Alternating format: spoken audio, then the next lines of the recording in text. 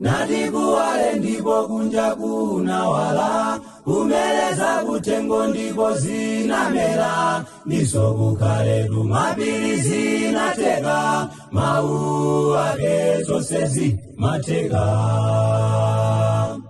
Natikuwale ndipo kunja kunawala, kumeleza kutengo ndipo zinamera, ndiso kukhaletu mapiri zinateka, mawu ake zonse zimateka.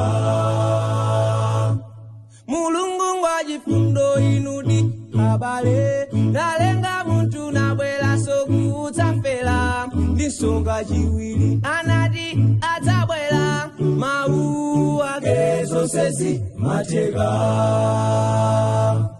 Mulungu ngwa chifundo inu abale, nalenga muntu nabwera kudzafera, ndinsonga chiwiri anati adzabwera, mawu ake zonse zimateka.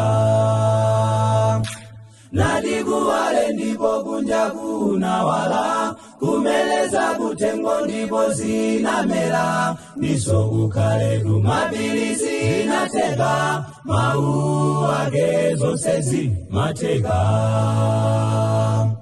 Natikuwale ndipo kunja kunawala, kumeleza kutengo ndipo zinamera, ndiso kukhaletu mapiri zinateka, mawu ake zonse zimateka.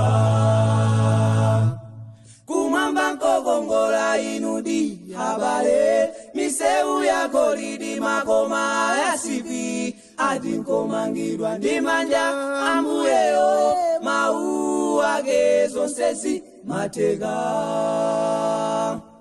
Kumwamba nkokongola inudi abale, misewu yako lidi makoma yasipi, ati nkomangidwa ndi manja ambuyeyo, mawu ake zonse zimateka.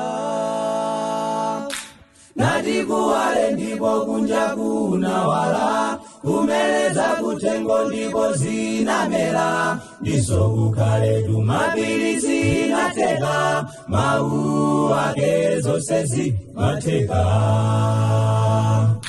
Natikuwale ndipo kunja kunawala, kumeleza kutengo ndipo zinamera, ndiso kukhaletu mapiri zinateka, mawu ake zonse zimateka.